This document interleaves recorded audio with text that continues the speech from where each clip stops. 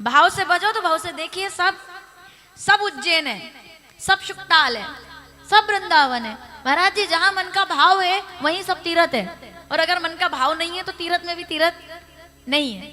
मन खराब हो जाए, मन खट्टा हो जाए तो तीर्थ में भी तीर्थ नहीं है, और अगर मन चंगा तो भैया हम तो शुरू से कहते हैं कटौती में गंगा। अब जैसे कुछ लोग घर बैठकर सुन रहे हैं, मजबूरी से वो यहाँ नहीं आ सके, कोई बात नहीं, आपका मन खुश है ना, तो वही आप जहाँ बैठ के सुन रहे हो कथा वही शुक्ताल हो गया आपका। बिना प्रमाण के नहीं बोल रही हूँ ये बात में। जो मन से व्यक्ति स्वीकार कर लेता है, भगवान उसे जाते बेगी द्रवों में भाई, जिस समय सबसे जल्दी प्रसन्न और प्रकट हो जाता हूँ। रामचरितमानस अरण्यकांड, मेरी एक भी बात ना माने आप तो शास्त्र और ग्रंथों की बात सुने। रामचरितमानस अरण्यकांड 15वां दोहा, पहली चौपाई, नीचे की पंक्ति में, जाते बेगी द्रवों में भाई और सोमम भगति भगत सुखदाई। कितने भी योग तंत्र मंत्र साधना सब कर लो, जब तक हृदय में प्रेम नहीं फूटेगा तब तक भक्ति का स्फुरण नहीं होगा, और जब तक भक्ति का स्फुरण नहीं होगा तब तक जीवन में भगवान आएंगे ही नहीं। भगवान को भी आने के लिए भक्ति की परम नितांत आवश्यकता है। आपकी आंखों में आंसुओं का होना जरूरी है, आपका हृदय रोमांच से भरा हुआ होना जरूरी है। इसके अलावा आप क्या करते हो, कहाँ रहते हो, गृहस्थ में रहते हो कि संसार में रहते हो, कि परिवार का पालन करते हो, कि खेती करते हो, कि दुकान पर बैठते हो, कि कोई भी काम आप करते हो, कर्म में कोई बुराई नहीं है। अकर्मण्यता गीता कभी नहीं सिखाती। सब काम काज छोड़कर माला लेकर हम कब बैठ सकते हैं? जब पूर्व जन्म का कोई हमारा संचित कर्म होता है, तब कोई साधना परिपक्व होती है और तब कोई साधु बन पाता है। पर साधु बनना भी कहाँ सबके बस में है। पर हर व्यक्ति साधु हो भी जाए तो फिर दुनिया कैसे चलेगी, फिर सृष्टि कैसे चलेगी, फिर संसार कैसे चलेगा? सब साधु बन जाएंगे तो फिर मकान बनाने का काम कौन करेगा? ठीक है ना, हर व्यक्ति का महत्व है। फिर अच्छा सब साधु संत बन जाएंगे तो हमारे पेट का ख्याल कौन रखेगा? ये जो लोग बैठे हैं यहाँ पे सोयाबीन का इंतजार कर रहे हैं, ये सबसे फ्री टाइम है इसलिए यहाँ खिलखिलाते हुए बैठे हैं। यही कथा अगर नवरात्रि के आसपास करते तो ये कोई ना आते। इसलिए हम पूरा किसानों का ध्यान रखते हैं, क्योंकि हमारे भारत का किसान किसी साधु से कम थोड़ी है। जितना तपता किसान है, जितना किसान तपता है उतना देश पलता है। जितना त्याग साधु अपने लिए करता है उतना त्याग एक किसान भी, एक दाने को बनाने के लिए कितनी मेहनत लगती है। ईश्वर ने किसी को भी यूं ही नहीं बनाया। सबसे बड़ी डिग्री देश में अगर किसी की है, कलेक्टर, इंजीनियर, डॉक्टर, एमबीबीएस, अफसर, आईपीएस, आईएएस, सबका मैं सम्मान करती हूँ, लेकिन इस देश की सबसे बड़ी डिग्री इस भारत का किसान है, जिसका कुर्ता मेला है और जिसके शरीर पर मिट्टी लगी हुई है और जिसको नहाने की फुर्सत भी नहीं कि हमारी थाली में भोजन आता है। हम पैसा तो खूब कमा सकते हैं लेकिन 4 दाने गेहूं के उगा नहीं सकते हैं। जो किसान लोग हैं वो ही जानते हैं, केवल वो कभी बताएंगे नहीं कि हम कितना त्याग करते हैं, लेकिन वही जानते हैं कि कितना त्याग और कितना परिश्रम होता है। तब जाकर के छत्तीसगढ़ के लोग बैठे हैं कड़कती ठंड में भी कई बार वो, क्योंकि धान तो पानी में जल में होता है ना, उसमें रुपाई की जाती है। धान का तो बहुत मामला अलग है, चावल ऐसे तो नहीं, वो तो जल में सब खतरों के बीच। फिर धान का कटोरा कहते हैं छत्तीसगढ़ को। धान का कटोरा है और ज्ञान का कटोरा भी है और प्रेम का कटोरा भी है छत्तीसगढ़, जिसमें प्रेम का धान समाया हुआ है। तो ये राष्ट्र किसानों का राष्ट्र है, साधुओं का राष्ट्र है। मैं बहुत बहुत आभार करती हूँ। ईश्वर ने भी हम सबको इसीलिए बनाया है। हम कोई बात नहीं, हम है ना, हम आपकी तरफ से साधु बन गए, बहुत है। आप हमारी तरफ से संसार दुनिया का काम करते हैं, लेकिन बस इतना है कि काम करते रहो और आपसे केवल एक ही अपेक्षा है, काम करते रहो और नाम जपते रहो, कृष्ण गोविंद गोपाल गाते रहो, बस यही है। इससे ज्यादा क्या है? और अपना काम करें, भजन करें, भगवान का नाम ले, किसी के लिए बुरा ना सोचे, किसी के लिए बुरा ना बोले, किसी का बुरा ना देखें, किसी के लिए बुरा विचार ना रखें। यही ईश्वर की सबसे बड़ी साधना है। और अगर कितनी बड़ी बड़ी साधना कर रहे हैं और ये नहीं कर रहे तो सब व्यर्थ है, सब व्यर्थ है। प्रेम से, श्रद्धा से, भाव से, यही शिव पुराण कहती है। कल आपने देखा ना, जो त्रिपुंड धारण करे, महत्व समझ में आया आपको त्रिपुंड का? त्रिपुंड को मतलब धारण करना, मतलब जिसने त्रिपुंड धारण कर लिया, जिसने रुद्राक्ष धारण कर लिया और जिसने भस्म धारण कर ली और जिसने ओम नमः शिवाय का निरंतर जाप कर लिया, नरक में उसके लिए कोई जगह नहीं है। नरक में उसके लिए कोई जगह नहीं है। ये यमराज ने कहा कि इनको नरक में कभी लेकर मत आ जाना। मैं इनका तिरस्कार करता हूं नरक से कि ये नरक में कभी नहीं आएंगे। बताओ आप, हमारा तो भला हो गया। यमराज हमसे नाराज हो गए। सुन लीजिएगा, मेरी बात को समझ रहे हो आप?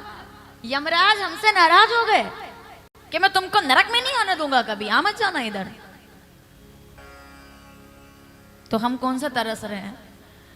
हम तो चाहते ही नहीं है कि नरक जाए।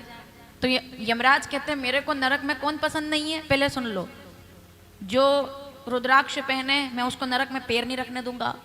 जवाब पूरा सुनना कि क्यों ऐसा कह रहे हैं। उसको नरक में पैर उसका नहीं रखा सकता। जिसने तिलक त्रिपुंड लगाया है वो कभी नरक नहीं जा सकता। जिसने ओम नमः शिवाय का जाप किया है वो कभी नरक नहीं जा सकता। तो उन्होंने कहा कि भाई नरक क्यों नहीं जा सकते? उन्होंने कहा क्योंकि अगर इनमें से कोई गलती से भी नरक में आ गया तो जो भी इनको देखेगा वो भी सब स्वर्ग के अधिकारी बन जाएंगे, तो मामला गड़बड़ हो जाएगा, बैलेंस बिगड़ जाएगा, इसलिए इनको मैं कभी नरक में नहीं आने दूंगा। तो एक बात तो पक्की है कि नरक में अपने, वो लोग कहते हैं ना कि स्वर्ग में जगह नहीं मिलेगी, नरक में जगह नहीं मिलेगी। एक शब्द कहते हैं नरक में जगह नहीं मिलेगी, सुना ना आपने? नरक में जगह नहीं मिलेगी। हाँ तो सही बात है, अगर भजन करेंगे पूजन करेंगे तो स्वर्ग में शिवलोक में जगह मिलेगी, नरक में जगह तो हमें चाहिए भी नहीं। हम तो चाहते हैं कि शिवलोक के वासी हो जाएं, हम तो रुद्रगण बन जाएं, हम तो भगवान का जाप करते रहें, और यही तो हम चाहते हैं। तो देखिए, जिनके गले में रुद्राक्ष पड़ा होता है, जिसको त्रिपुंड का महिमा का ज्ञान होता है, जिसको गंगा जल जिसने जीवन में एक बार भी पिया है, क्या बात है, गंगा गंगे थे यो ब्रूयात। आप गंगा जल पी रहे हैं, 24 घंटे आप गंगा जल पी रहे हैं, आपका सौभाग्य। आप सबके, अच्छा कितने लोगों के घर में गंगा जल है बताओ जरा? कितने लोग गंगा जल लेकर रखे हुए हैं घर में? ठीक है, क्योंकि हम अधिकतर महाराज जी मध्य प्रदेश के लोग हैं और कुछ लोग यहाँ दिल्ली के हैं, कुछ छत्तीसगढ़ के हैं। हमारे यहाँ गंगा नहीं है, एमपी में गंगा नहीं है। तो हम लोग क्या गंगा जल को बहुत बचा बचा के रखते हैं, इतना इतना सा लेते हैं ना। कभी ग्लास भर के गंगा जल पिया है घर पे? कितने लोग लोटा भर के गंगा जल पीते हैं बताओ? अरे आप उत्तर प्रदेश के हो भाई, आप तो कुछ भी कर सकते हो। आप त्रिवेणी के हो, आप हाथ ना उठाएं। हम जैसे वंचितों की बात है, आप तो वही वैसे ही किस्मत वाले हो। आप प्रयाग में रहते हो, आप गंगा जल क्या, आप तो गंगा यमुना सरस्वती सबका दर्शन करते रहते हो, तो आप तो, आपकी बात अलग है। हम मध्य प्रदेश वाले लोग हैं, तो हमको क्या है कि गंगा जल। अच्छा बताओ, आप पीते हो कभी लोटा भर के गंगा जल? नहीं पी सकते ना, क्यों? क्योंकि हम तो चरणामृत लेते हैं भाई। हम इतना इतना बचा बचा के रखते हैं। साल भर में कभी तीर्थ गए तो वहां से भर के ले आए, या किसी से कहा तो हाथ जोड़ के कितना मनाया तब आया, इतना इतना लेकर तृप्त होते हैं। कितना बड़ा सौभाग्य है, रात दिन गंगा जल पी रहे हो आप शुक्ताल धाम में। भोजन कर रहे हो तो गंगा जल पी रहे हो, है ना? सुबह उठ रहे हो तो सबसे पहले गंगा जल पी रहे हो, यही कर रहे हो ना? तो थोड़ा महत्व बस समझना, उसको पानी मान करके मत पीजिएगा। भोजन के बाद भी गंगा जल पियो ना। चाहे आप यहाँ किसी भी नल में से पानी जल पियोगे तो वो पानी नहीं है, वो गंगा जल है। इस भाव से जितनी बार पियो, अपना सौभाग्य मनाना कि हमको 7 दिन 24 घंटे गंगा जल पीने का मौका मिल रहा है। बताइए आप, कितना सौभाग्य है हमारा। कैसे ये मौका मिलता? मतलब 7 दिन का गंगा जल तो हमारे शरीर में चला गया, अब इसने हमें पवित्र कर दिया बिल्कुल। इसको कहते हैं डिटॉक्स, उसको डिटॉक्स कहते हैं कि पूरा पवित्र हो गए अंदर से। और यही शुद्धि है, यही विचारों की शुद्धि करेगी, यही जीवन की शुद्धि करेगी। तो आइए शिव महापुराण की इस गंगा में डुबकी लगाते हैं और बहुत भाव के साथ हम सभी लोग मिलकर एक वंदना कर लेते हैं पहले, और उसके पश्चात आज राम जी को प्रणाम करते हैं। चलिए, क्योंकि आज कथा में श्री राघवेंद्र सरकार का भी कुछ दर्शन होगा। आज बहुत कथा आज बहुत है, मैं भी प्रयास करूंगी कि आपको व्यवस्थित रूप से श्रवण, क्योंकि शिव पुराण क्या है, अथाह सागर है। एक बार में सुन भी नहीं सकते आप, कितनी बार सुनेंगे तब भी अधूरी रह जाती है, कितना भी मैं सुनाऊं आपको।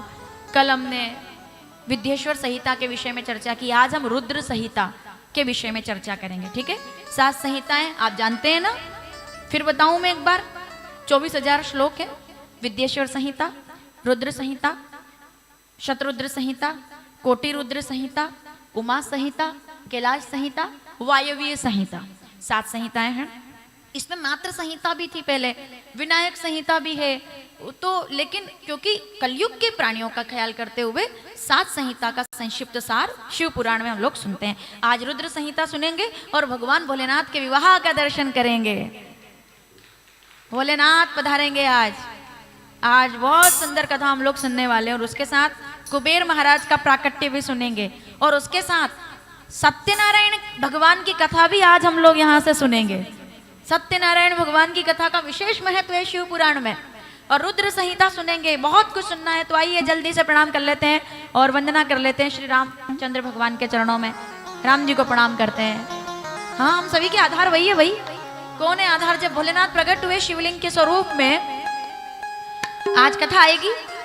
ब्रह्मा जी और नारायण भगवान प्रलय काल के बाद जब विराजमान है, तो उनके सामने एक ज्योतिर्मय स्वरूप प्रकट हुआ।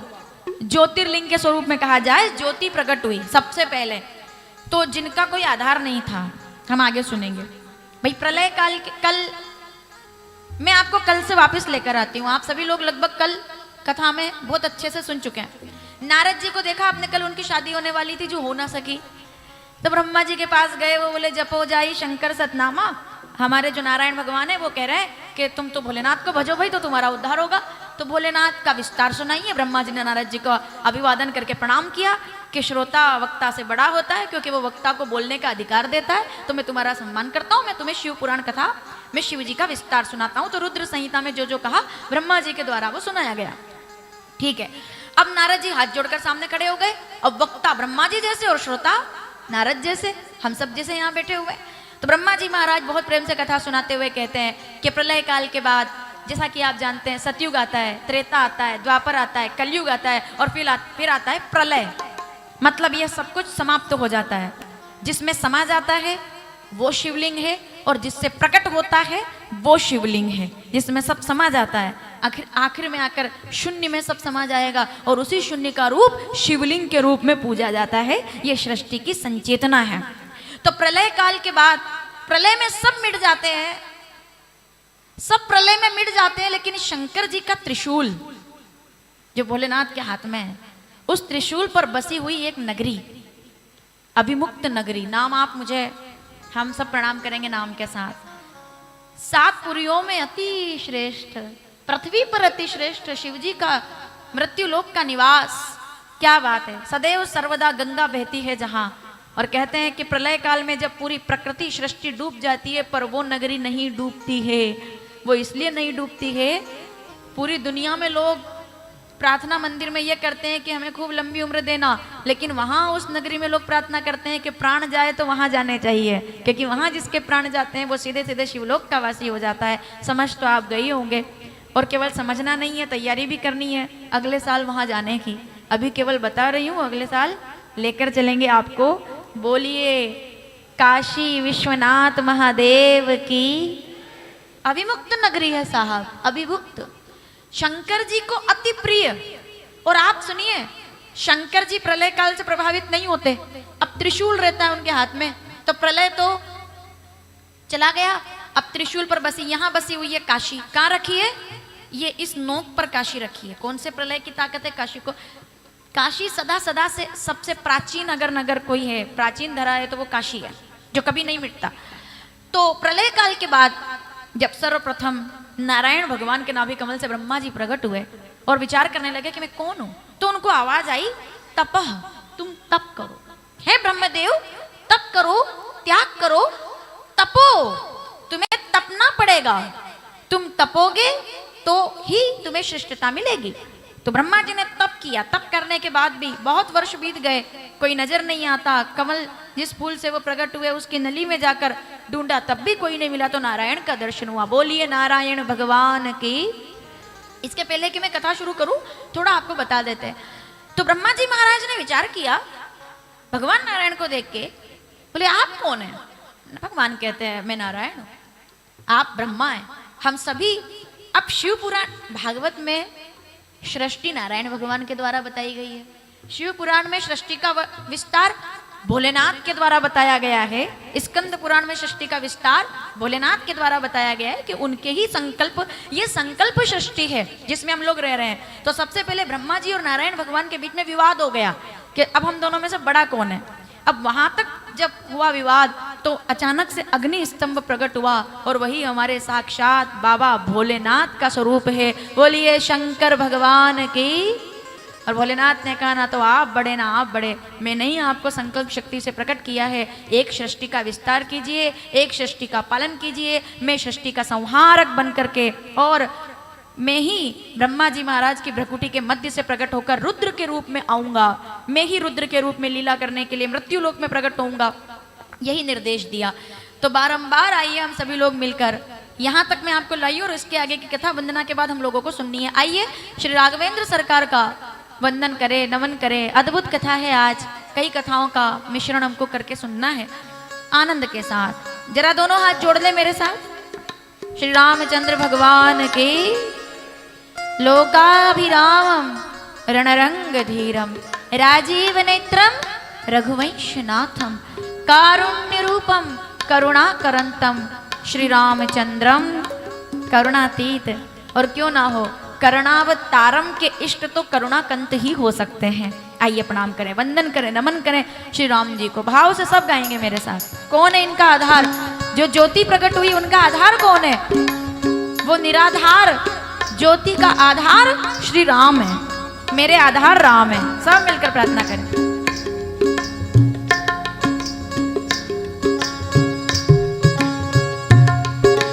मेरे तो आधार राजा राम के चरणार विंद,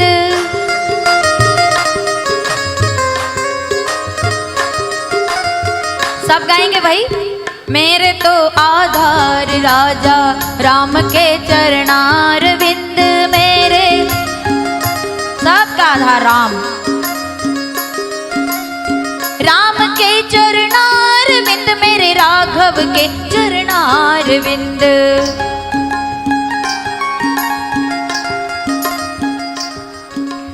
मेरे तो आधार भोले बाबा के चरण, मेरे तो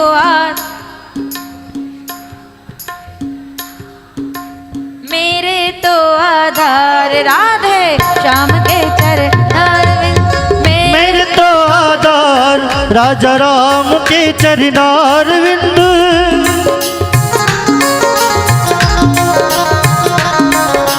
हर हर महादेव।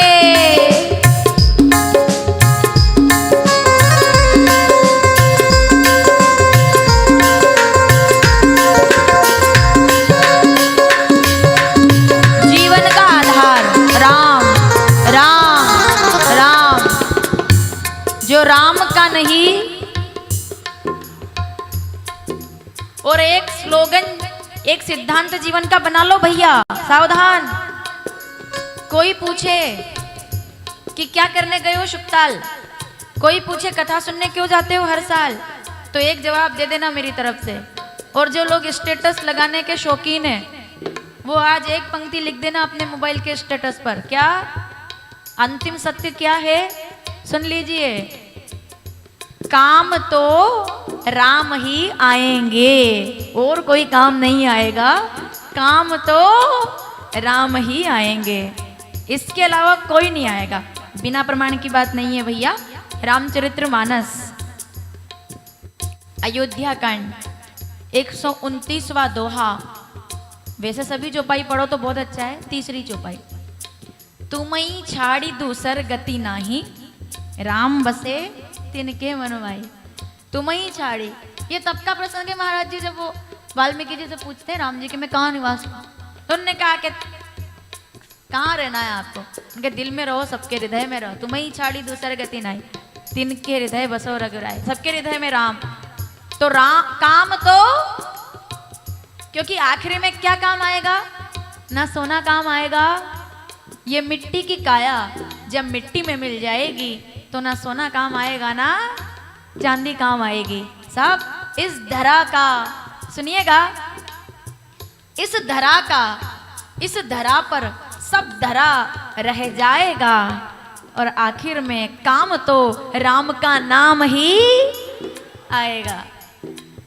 धरा धरेंद्र नंदिनी, इस धरा का, इस धरा पर सब धरा रह जाएगा। अच्छा स्लोगन है ये।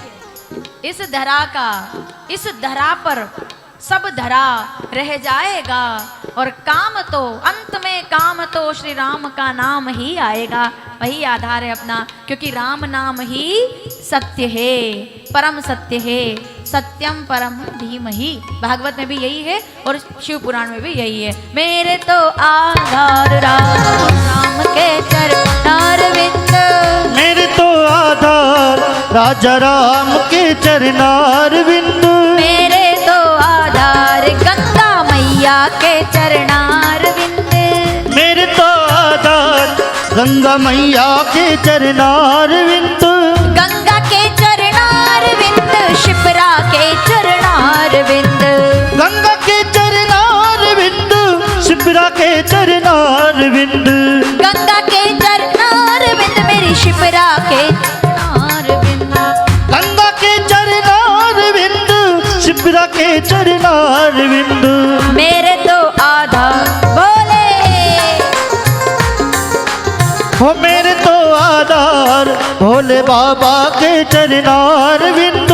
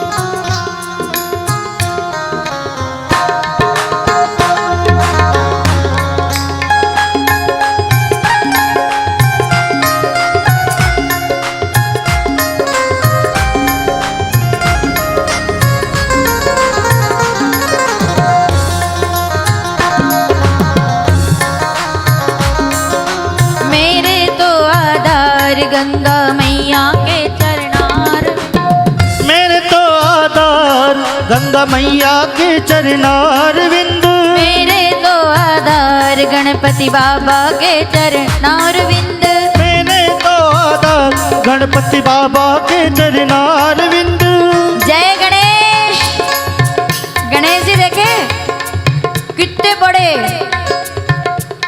अरे मैं बताऊंगी आपको, अभी हम जब यहाँ आए तो हनुमान जी नहीं मिले हमको सीधे।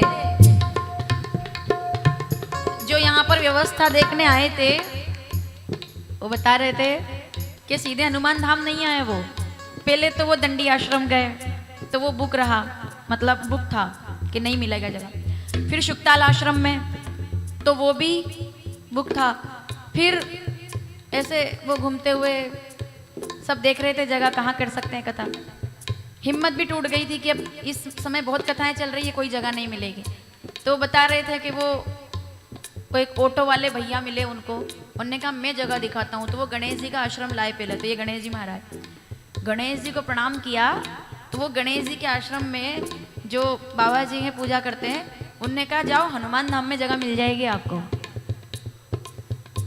जबकि यहाँ जगह नहीं थी, तभी उनने कहा जगह मिल जाएगी, आप वहाँ चले जाओ।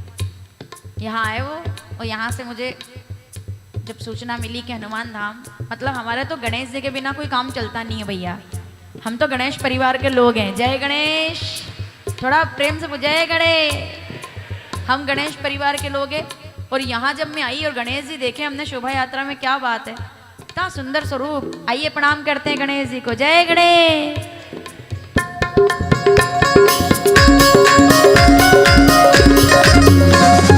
देवा आज पधारा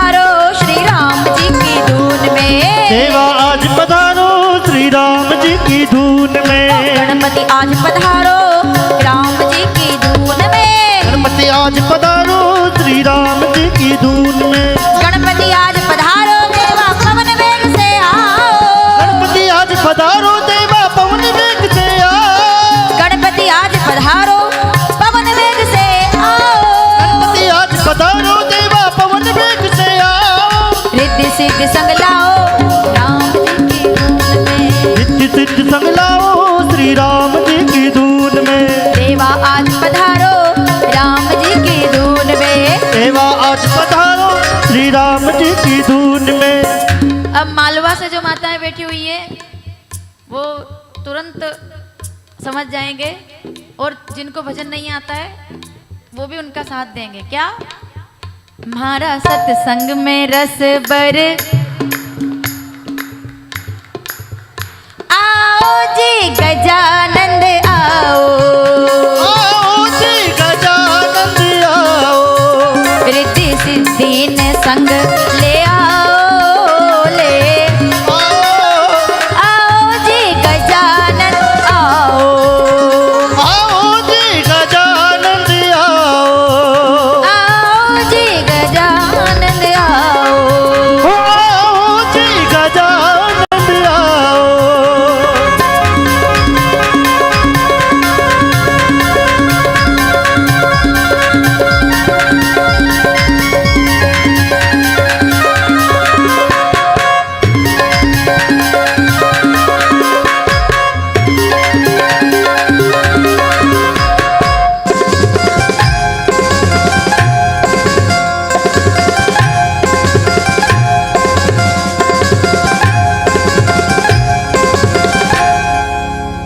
जय श्री गणेश।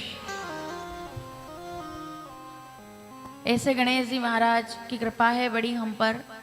तो ये कथा का जो मैनेजमेंट है वो गणेश जी ने जमाया है। हनुमान धाम को लाने वाले कौन? श्री गणेश। उनके बिना पत्ता नहीं हिलता है। ऐसे में हालांकि उनके अवतार की कथा तो कल सुनेंगे हम। अब कल मेरे हिसाब से बुधवार होना चाहिए। कल सोमवार था तो कल बुधवार होना चाहिए। कितना बढ़िया योग है। कल बुधवार है और कल गणेश जी महाराज का प्राकट्य उत्सव भी हम लोग यहाँ पर मनाएंगे। गणेश जी कैसे प्रकट हुए, विनायक बने गणेश, वो कथा हम लोग सुनेंगे। ऐसा बहुत। तो अब जब कल गणेश जी के बारे में सुनना है तो आज इसको हम छोड़कर आगे बढ़ जाते हैं। तो कहाँ हम लोग सुन रहे थे कथा को? सूत जी कह रहे हैं 88,000 महात्माओं से कि जब नारद जी को ज्ञान दिया ब्रह्मा जी ने और उनको बताया कि ऐसा ज्योतिर स्वरूप प्रकट हुआ, हर हर ज्योति स्वरूप प्रकट हुआ जिसका कोई आधार नहीं, जिसका कोई प्रारंभ नहीं दिखता, जिसका अंत नहीं दिखता। शिवलिंग आप देखिए, कोई शिवलिंग को देख के बता सकता है कि किधर से प्रारंभ है किधर पूरा है? नहीं, एक समान, कुछ नहीं, एक समान। पूजा का बस जरूर नियम है कि भाई पूजा करो तो उत्तर दिशा में उत्तरामुख होकर के शिवलिंग पर अभिषेक और पूजा करनी चाहिए। दक्षिण दिशा में आपकी पीठ होनी चाहिए और उत्तरमुखी होकर आपको शिवलिंग का दर्शन और पूजन। वैसे तो सभी दिशाएं ईश्वर की दिशाएं हैं, लेकिन शिव जी की पूजा के लिए उत्तर दिशा को श्रेष्ठ माना गया है। यानी कि आप जब शिव जी पर जल चढ़ाओ तो आपका मुख, यानी कि आपका जो जल पात्र है वो ऐसे हो, तो यानी कि उत्तर दिशा सामने, इस तरह से जल आप चढ़ाएं तो उसका अधिक फल माना गया है। ऐसे में भोलेनाथ का स्वरूप दशों दिशाओं से परिपूर्ण, ऐसे अग्नि स्तंभ किनके सामने? सृष्टि के प्रारंभ में नारायण भगवान और ब्रह्मा जी के सामने विवाद हो गया कि बड़ा कौन है। तो उन्होंने कहा, अग्नि स्तंभ ने बोले मैं ही हूं, मुझसे ही सबकी संकल्प सृष्टि हुई है। तो पता कैसे लगाया जाए कि यही परमात्मा है? तो सबसे पहले नारायण भगवान और ब्रह्मा जी ने दोनों हाथ जोड़कर उनकी स्तुति की। ओम नमः, हम आइए प्रणाम करते हैं। ओम नमः शिवाय, मैं ही शिव हूं, मैं ही सत्य हूं। तो दोनों ने प्रणाम किया। ऐसा कहते हैं जिस दिन दोनों ने मिलकर सबसे पहली बार शंकर जी पर जल चढ़ाया, वही तिथि शिवरात्रि के रूप में पूजी जाती है, जिस दिन प्रकट हुआ अग्नि स्तंभ। जो माघ में हम लोग शिवरात्रि मनाते हैं, जब हम लोग पूजन करते हैं, उसका भगवान के विवाह से कोई लेना देना नहीं है। स्पष्ट रूप से सुन लीजिए। जो शिवरात्रि पर यह सोचते हैं कि शिव और शक्ति का मिलन हुआ है उस दिन, सर्वथा अगर आप शिव पुराण को माने तो आप इस बात को, और मेरे हिसाब से नहीं माने आप, रुद्र संहिता 35वां अध्याय 58 से लेकर 61 श्लोक तक इस बात का प्रमाण लिख लीजिए। जिनके घर में शिव पुराण है अभी खोलकर पढ़ लो आप कि शिवरात्रि कब मनाई जाती है। वैसे तो हर महीने शिवरात्रि, अब मैं आपको ये भी मैं नहीं बताऊंगी, शास्त्र आपको ये बताएगा कि क्यों शिव शक्ति की पूजा होती है। उसका कारण है कि जो शिवरात्रि, अब मैं बात कर रही हूं आपसे, ये जो शंकर जी और ब्रह्मा जी ने जल चढ़ाया, ये वो शिवरात्रि है जो हम लोग मनाते हैं बड़े रूप में, ठीक है। मतलब उस दिन शिवलिंग के स्वरूप में दर्शन पहली बार नारायण और ब्रह्मा जी को हुआ कि भाई हमारी सत्ता इनसे है। आपको समझ में आ रहा है? ये समझ में आना बहुत जरूरी है, क्लियर होना जरूरी है। वो सत्ता इनसे है हमारी। तो जिस दिन अभी हम जो शिवरात्रि मनाए हैं, मार्च में आई थी इस बार शायद, तो मार्च में जो शिवरात्रि हम मनाए हैं, वो शिवरात्रि पर शिव शक्ति शिवलिंग के स्वरूप में, शिव जी अकेले कभी प्रकट नहीं हुए। ये जो आप देख रहे हैं जलाहारी है, ये शक्ति है, और शिव जी साक्षात बाबा भोलेनाथ का स्वरूप है। ये नहीं कि इन दोनों के दर्शन ब्रह्मा जी महाराज और नारायण भगवान को हुए, और उनने जब जल चढ़ाया तो वहीं से शिवरात्रि का प्रारंभ होता है, और वही महाशिवरात्रि है। वो जो कहते हैं सारे गांव से दूध मंगाकर पिंडी को नहला दो, पिंडी को नहला दो, मेरे बाबा को नहला दो, आया रात्रि का त्योहार। तो फिर विवाह कब हुआ, ये भी सवाल होना चाहिए। अगर ये शिवरात्रि वो नहीं है, विवाह कब हुआ? तो भोलेनाथ का विवाह माता पार्वती के साथ मार्गशीर्ष, ये हिंदी में, अंग्रेजी में नवंबर दिसंबर, ठीक है, अंग्रेजी में नवंबर दिसंबर और शुद्ध हिंदी में मार्गशीर्ष। मार्गशीर्ष कृष्ण पक्ष की द्वितीया तिथि पर भोलेनाथ ने माता पार्वती को स्वीकार किया है। और कहाँ? त्रियुगी नारायण, केदारखंड में, उत्तराखंड में। और कोई आश्चर्य वाली बात नहीं है, बारात वहीं तो लेकर गए थे वो। तो त्रियुगी नारायण है। अभी तक हमने दर्शन नहीं किया, अब मेरा मन है कि अपने को वहाँ चलना चाहिए, दर्शन करना चाहिए जहाँ भगवान का विवाह हुआ। तो हम जब जाएंगे तब आपको सूचना करेंगे, आप भी हमारे साथ, क्योंकि आपके बिना तो हम लोग जाते नहीं हैं, तो आप भी हमारे साथ चल सकते, दर्शन करेंगे त्रियुगी नारायण, जहाँ भगवान का आज भी भोलेनाथ के विवाह के चिन्ह मौजूद हैं। लोग वहाँ जाते हैं और जाकर के देखते हैं कि भगवान का विवाह यहाँ हुआ था। तो आपको मेरी बात समझ में आई है ना? शिवरात्रि कब मनाई जाती है? हर महीने शिवरात्रि, मासिक शिवरात्रि का बड़ा महत्व है, क्योंकि मासिक शिवरात्रि का मतलब है शिव शक्ति की पूजा का दिन। लेकिन जो मार्गशीर्ष में कृष्ण पक्ष में द्वितीया की तिथि आती है, उसमें शंकर भगवान ने माता पार्वती से विवाह किया। तो आज के दिन, अब जब ये पूजा कर रहे हैं, तो ये महाशिवरात्रि आई, जिस दिन हम लोग शिवरात्रि मनाते हैं बड़े रूप में, उस दिन जल चढ़ाया गया, उस दिन भोलेनाथ का दर्शन हुआ ब्रह्मा जी और नारायण भगवान को। ये बड़े मगन हो गए। अब मगन हो गए तो इनने कहा जरा पता तो करे कैसा मुखार बिंदु और कैसे चरण है। हमारी तो आदत है हम मंदिर जाएं तो, देखो भाई, मंदिर जाने का भी अपना एक नियम है। मंदिर जाना और मंदिर देख के आना और मंदिर दर्शन करके आना दोनों बड़ी भिन्न बातें हैं। मंदिर देख के आना, कैसी नक्काशी है, कैसे पंखे लगे हुए हैं, वाटर कूलर किधर लगा हुआ है, प्रसाद का काउंटर कहाँ है, भंडारा किधर चल रहा है, इसको कहते हैं मंदिर देखना।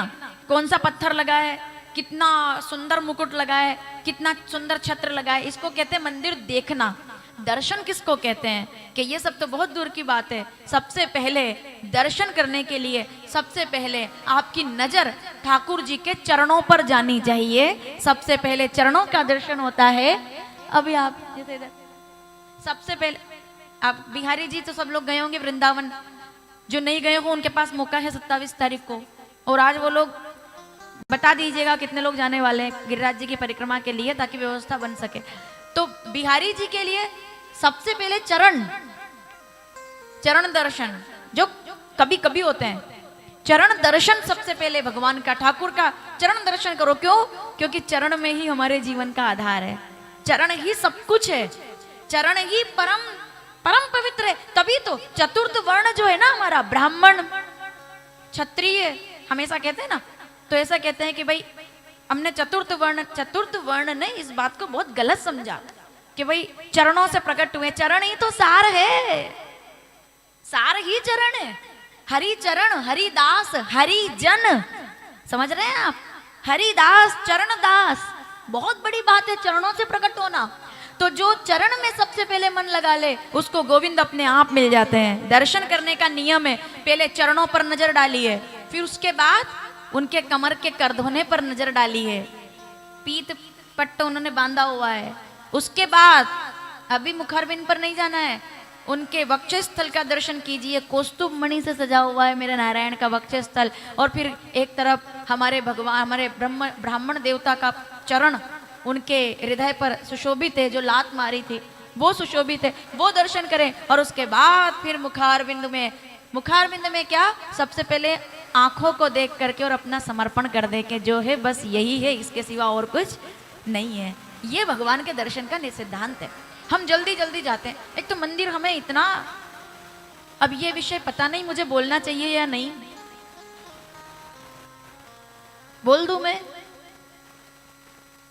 दर्शन की व्यवस्था बहुत गड़बड़ हो गई है अभी। जितना बड़ा मंदिर उतने ज्यादा धक्के। चलो कोई बात नहीं, अगर आप मेरी बात का 100% समर्थन करते हो तो करना, वरना कोई बात नहीं। हो सकता है मैं बोल करके भूल जाऊंगी कि चलो मैंने गलत बोल दिया होगा। मंदिर, भारत राष्ट्र के मंदिरों में, भारत तमाम सभी, भले ही महाकालेश्वर हो कि भले ही बिहारी जी हो वृंदावन के, भले ही जितने भी मंदिर हो, भारत राष्ट्र के तमाम मंदिरों के अंदर जिस दिन वीआईपी कल्चर समाप्त हो जाएगा उस दिन हर व्यक्ति आनंद के साथ भगवान का दर्शन कर पाएगा। जितने ज्यादा पैसे उतनी देर भगवान के सामने रहो आप। मजाक बनाया हुआ है, मैं गलत तो नहीं बोल रही हूं? एक गरीब आदमी 3 घंटे लगता है साहब, गरीब आदमी 3 घंटे तरसता है, वो तरसता है। मैं एक दिन बिहारी जी का एक मंदिर का वीडियो देख रही थी, उसमें 2000 का गुलाबी नोट उसने, भगत है वो भी, चलो ठीक है पैसे वाला है पर भगत है, अब वो उस भक्त की भी निंदा नहीं कर सकते अपन, बड़ा हमारे शास्त्रों में हर चीज का कहा गया है। अब वो भी भगत है बेचारा, वो भी 2000 रुपए, उसके पास टाइम नहीं है, उसको फैक्ट्री संभालनी थी आगे जाके, उसको काम बहुत। 2000 का नोट उसने नारियल पे रखा। अब पंडित जी ने नारियल बाद में देखा पहले, अब मैं क्या करूं, मुझे बोलना पड़ेगा, ये गलत तो नहीं बोल रही हूं मैं। अब वो 2000 का नोट देखा, अंदर से शानदार इतने बड़े बड़े कमल के फूल की माला उसके गले में डाल, इधर से तुलसी की माला डाल दी, उधर से इतने बड़े पेड़े का डिब्बा, उसको वो सामने वाला व्यक्ति लेता जा रहा। उसने क्या किया, वो डब्बा अपने वाले साथ में नौकर आया था उसको पकड़ा दिया, क्योंकि इतनी प्रसाद इकट्ठी हो गई ना, उसको पकड़ा दिया। मैंने सोचा कि अगर इसको ये गुलाब वाली माला चाहिए ही थी तो बाहर की दुकान से 500 में खरीद लेता। अगर आपने पैसे चढ़ा करके और सामने से माला प्राप्त की है तो आपके खरीदने में और पाने में कोई फर्क नहीं है। फर्क इतना है, उसने दुकान से खरीदी, आपने मंदिर से माला खरीदी है। मुझे क्षमा कीजिएगा, किसको कहते हैं प्रसाद? इसको प्रसाद थोड़ी कहते हैं। प्रसाद किसको कहते हैं कि आप लाइन में खड़े हो और माला आपके गले में आकर गिर जाए, उसको प्रसाद कहते हैं। वीआईपी कल्चर मतलब भगवान के यहाँ भी हम लोग कपट रख रहे हैं, धक्का मुक्की कर रहे हैं हम साहब, मतलब इतनी हालत खराब है। आप वृंदावन जाके तो देखिए बिहारी जी के यहाँ, मेरा बहुत श्रद्धा है बिहारी जी में, पर अभी पिछली बार गई तो दिल दुखी हो गया साहब, बहुत दुखी हुआ। बाबा जी गरीबों के साथ, गरीब मतलब ये नहीं कि मैं पैसे से गरीब की बात कर रही हूँ यहाँ पे, गरीब मतलब ये कि दूर से आने वाला व्यक्ति 2000 नहीं दे सकता, 500 में उसकी पूरी यात्रा का बजट है। अब 500 रुपए वो दे देगा पंडित जी को तो बच्चों को क्या खिलाएगा फिर? तो उसके बाद वो 3 घंटे से खड़ा है, चलो तुमको वीआईपी लोगों को माला देनी है तो दो, लेकिन कम से कम गरीबों को धक्का तो मत दो, उनको भी उतना ही अधिकार है दर्शन करने का। ऐसा डांट कर बड़े आगे, ऐसे बड़ो आगे, अरे भैया हमारे महाकाल की सवारी में गलती से किसी ने धक्का दे दिया था, 10 बार माफी मांगनी पड़ी है कि ये नहीं होना चाहिए, नहीं होना चाहिए। विरोध कीजिए इन बातों का, क्योंकि भक्तों से भगवान है। अगर भगत मंदिर में नहीं जाएंगे तो लॉकडाउन में ताले पड़े हुए थे, तरस गए थे ये सभी लोग के लोग आए और दर्शन करें। इतनी स्थिति खराब है। मंदिरों के अंदर क्रोध बढ़ रहा है, उन्माद बढ़ रहा है। आज आप किसी बड़े से बड़े मंदिर में जाओ, बिना क्रोध के बाहर आओगे ही नहीं आप, मन दुखी हो जाता है। क्योंकि हम खड़े रहते हैं ना बहुत देर से माला डलिया लेके, और हमको एक धक्के में, और कोई वीआईपी आ जाए तो ऐसा लगता है कि कभी उनका बस चले तो भगवान को उठा के बाहर ले आए वो, कि तुम तो यही था। अब मैं बिना प्रमाण के थोड़ी बोलूंगी, आप एक बार ये करके देख लो, किसी बड़े मंदिर में जाओ और ऐसे नकली थोड़ी माला वाला थोड़ा तो सोने की चेन एक बनवाओ नकली, नहीं मैं सही बोल रही हूँ, प्रैक्टिकल बात है। थोड़े सोने की कड़ा कैसी चेन बनाओ कि मतलब आप करोड़ों लेके घूम रहे हो जेब में, ऐसे सोने का कड़ा बनाओ, 10 अंगूठी पहनो सोने की, फिर अच्छा सफेद कुर्ता पहनकर फिर जाओ मंदिर में। क्या बात कर रहे हो आप, आगे आगे पंक्ति में कर देंगे आपको कि पैसे वाला भगत है। तो मैं आप व्यासपीठ से कुछ भी गलत नहीं बोल रही हूँ ना, मैं विरोध कर रही हूँ, लेकिन मन दुखी होता है ऐसा। और वहीं कोई मालवा से, छत्तीसगढ़ से, छत्तीसगढ़ के लोग तो वैसे ही सीधे साधे होते हैं, बिहार से तो वैसे ही गमछा डाल करके, उनका श्रृंगार है, आभूषण है वो बिहारियों का, तो वैसे ही गमछा डाल करके हम मालवा के लोग दुपट्टा बांधकर पहुंच जाते हैं। इधर तो लगा तो तुरंत एक धक्के में अंदर, दूसरे धक्के में बाहर। क्यों भाई, अधिकार तो सबको है। वीआईपी कल्चर खत्म होना चाहिए। अगर आप भी चाहते हैं तो जोरदार ताली बजाइए। और वीआईपी दर्शन किसी को करना है तो उनके लिए बाहर दूर व्यवस्था करनी चाहिए कि भैया आपको यहाँ टीवी में दर्शन होगा। जब तुम्हारे पास टाइम नहीं है, तो जब तुम्हारे पास ही टाइम नहीं है तो उनके पास कौन सा फुर्सत में बैठे हुए हैं वो। तुम्हारे पास टाइम नहीं है तो वो फुर्सत में है क्या? इतना व्यापार बनाया, इतना गरीबों के, फिर भगवान कहाँ रहे? फिर वो इंसान सोचता है कि अरे भगवान अगली बार बिहारी जी को टीवी में प्रणाम कर लेंगे, इतनी दूर आके भी दर्शन तो मिला नहीं। दर्शन तो उसको मिल गया जो उधर से लाखों का धन। विरोध नहीं भाई किसी का, पर यह है कि मंदिर में भेदभाव नहीं होना चाहिए। मंदिर में व्यवस्था बंद होनी चाहिए वीआईपी लोगों के लिए। सब एक समान, सबका अधिकार, एक पंक्ति होनी चाहिए मंदिर में, केवल हमेशा एक पंक्ति। राजनेता आ जाते हैं, फिल्म एक्टर आ जाते हैं, सब ऐसे खुश होते हैं जैसे अभी मैं तो प्रमाण के साथ, बिना प्रमाण के मेरा एक शब्द व्यासपीठ से नहीं रहता है। अभी हमारे महाकाल मंदिर में बड़ा टीवी एक्टर आया, उसकी पत्नी भी साथ में आई, उसके वस्त्र मर्यादा वाले नहीं थे। महाकाल मंदिर को इस बात पर ध्यान देना चाहिए, क्योंकि अब तो मैं तो सन्यासी हूं, मेरे पास तो अधिकार है बोलने का। सन्यासी इसीलिए मैंने तो कि कल भी प्राण जाते हैं तो जाए, ये भगवा पहन लिया अपन ने तो अब बिल्कुल परवाह नहीं है। अब तो ना कोई आगे ना पीछे, अब कोई दिक्कत नहीं है मुझे, मैं तो विरोध करूंगी सीधा। अगर आप ये करते हैं तो ये गलत है। और आप जानते हैं अगले दिन अखबार में फोटो आता है एक्टर का, बोले आज मशहूर फिल्म अभिनेता ने भोलेनाथ का दर्शन किया, मानो भोलेनाथ आज धन्य हो गए। निकाल लीजिए अखबार की कटिंग। अच्छा उसमें क्या है फिर, वो दोनों हाथ जोड़ के खड़े हैं, शंकर जी गायब, क्योंकि फोटो की फ्रेम बराबर नहीं आ रही थी। वो दोनों खड़े हैं ना, तो महाकाल नहीं दिख रहे उसमें, खाली एक्टर और वो दिख रही है पत्नी उसकी, जिसने अमर्यादित वस्त्र पहने हुए हैं, और वो गई है गर्भगृह में, उसको रोकने वाला कोई नहीं है। और वहीं कोई गरीब किसान अगर गलती से थोड़ा सा इधर से उधर हाथ लगा दे, ऐसा डांटते हैं जैसे कोई इनके घर पे कब्जा कर लिया हो उसने। क्यों फिर किसके हैं भगवान? फिर मंदिर में ऐसे भगवान रहेंगे क्या? फिर तो हम जहां जल चढ़ा देंगे वहीं भोलेनाथ हमारे लिए प्रकट हो जाएंगे। लेकिन ये है कि मंदिर को बहुत ज्यादा जरूरत है व्यवस्थाओं को सुधारने की, वरना केवल अमीर ही अमीर नजर आएंगे। और एक बात याद रखना, जिस मंदिर में कोई भगत नहीं जाएगा, फूलों की टोकरियां नहीं होगी, हर हर महादेव के नारे नहीं होंगे, लाइनें नहीं लगेगी, तो वहां मंदिर तो रह जाएगा लेकिन भगवान नहीं रह जाएंगे। पैसे में थोड़ी भगवान है, श्रद्धा में ईश्वर है। हम उसी ईश्वर को हर जगह देखते हैं, लेकिन जब श्रद्धा से दूर दूर कितना खर्चा करके जाते हैं, तो हम मंदिर प्रशासन से, हर व्यक्ति से हमारा निवेदन है कि इस पर हमारे जो धर्म के बड़े बड़े शंकराचार्य हैं, उन लोगों को इस पे एक अल्टीमेटम जारी करना चाहिए कि किसी भी मंदिर में कोई वीआईपी व्यवस्था नहीं रहेगी। बंद करो, हटाओ सब, हाथ जोड़ो और पूजा करो। आप मंदिर प्रेम से जाएं, भाव से जाएं। तो भाई दर्शन करना हम सभी के लिए बड़ा विशेष जरूरी है। हमारा दर्शन कैसा हो, तो कैसे मंदिर जाएं? चरणों को देखें, कमर का दर्शन करें, वक्षस्थल का दर्शन करें, आप मस्तक का दर्शन करें, मुकुट का दर्शन करें। बहुत आवश्यक है कि हम ऐसे दर्शन करें भगवान का। तो ये दोनों दर्शन कर रहे हैं, अब एक चरण का दर्शन करने के लिए उत्सुक है। तो ब्रह्मा जी ने कहा मुखार बिन तो नजर नहीं आ रहा, ना आदि है ना अंत है, तो भोलेनाथ है, ना आदि है ना अंत, ये तो भोलेनाथ है ना। तो अब जरा कौन पता लगा है? तो ब्रह्मा जी ने कहा एक काम करते हैं, मैं ऊपर जाता हूँ।